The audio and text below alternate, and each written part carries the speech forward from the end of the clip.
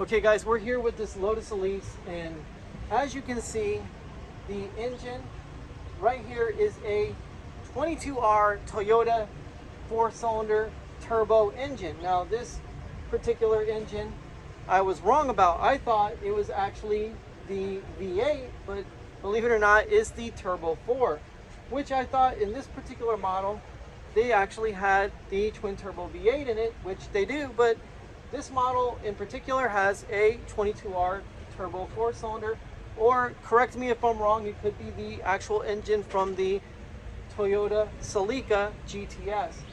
And Turbo Tom is taking off, but regardless, this engine makes a lot of power.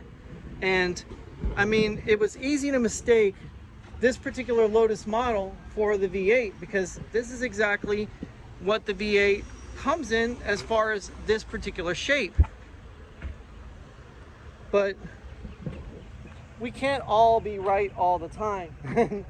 I mean, regardless of the fact, this car is absolutely gorgeous. Now, Giorgetto Giugiaro created this particular design, and this car was involved in 007. Now, not particularly this vintage, a much older vintage, but you can see they kept the resemblance to the original model much the same with modern styling. Now, the wedge shapes were very popular in the 70s and in the 80s, and that's what made these cars so exotic looking, because not only were they very wide, but they were extremely low to the ground. And it looks like the parking police are evacuating the show goers, which is an absolute shame. Which means we'll probably be departing pretty soon as well. That's just an absolute horrible thing for parking officials to ruin a get-together as nice as this.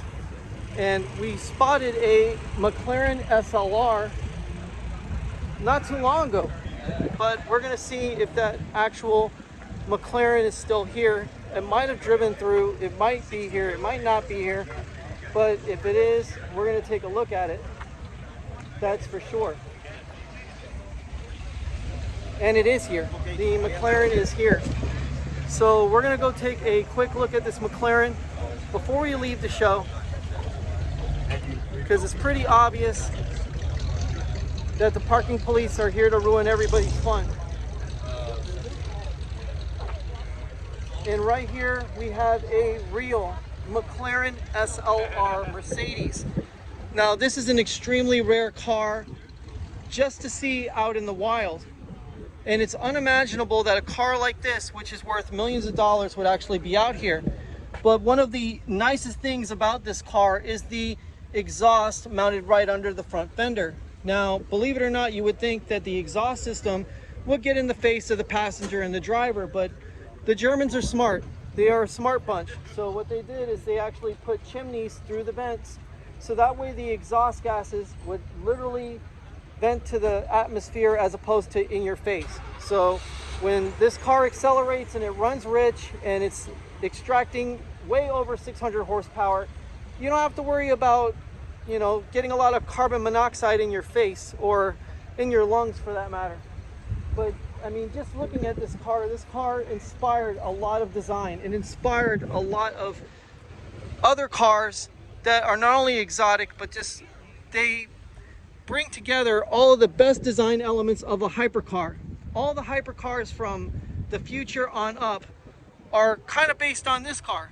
And when you consider that McLaren was instrumental in the building of this car with its supercharged V8, it's out of this world.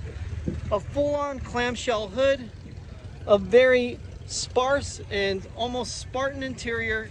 You know, not very Mercedes-like when you think about all the luxury that Mercedes puts in all their cars of today, but you don't really need a lot of luxury when you're going over 200 miles an hour.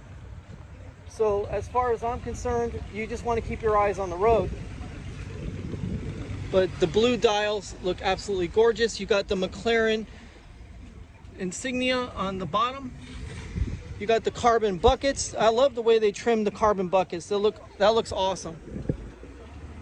And obviously the F1 design. Now, the nose is the most prominent part of this car. I mean, the Enzo Ferrari had a similar nose. But if you actually look at F1 cars from this particular vintage, they look a lot like this. And that was one of the nicest things about an SLR, is that they actually did a lot of the F1 styling for this car. Now, as you can see with these vents to extract heat, and of course my favorite part is the exhaust. I think the exhaust is absolutely amazing. And then these turbine style wheels, which actually do work to evacuate air from the car. Those wheels actually, when they spin, what they're doing is they're actually taking air from outside of the car and pushing it out down the side of the car, as opposed to creating turbulence under the car. Now, here we have a Volkswagen Beetle, and I mean, I'm so stunned by the actual SLR that I had to pause a little bit, because I mean, you just don't see that every day. Now, this is beautiful.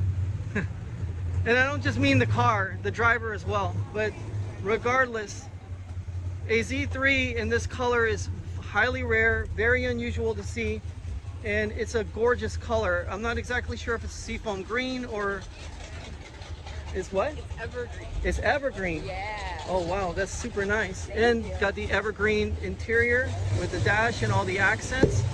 The only thing I wish they would have done with the Roadster was put the actual evergreen dials. That would have been cool. Oh, that would be sick. Yeah. But nevertheless, Z3s are a rare bird these days, along with their M Roadster. And that's a lot of noise. But believe it or not, the owner is actually a photographer, and he comes to the meets and actually takes photography. And you're gonna find a lot of great people like that.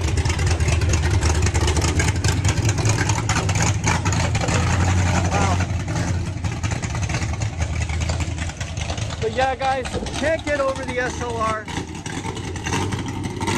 It's a staggering piece of machinery, and we had to go back just one more time to see it again, because this car is a hypercar that is practically royalty.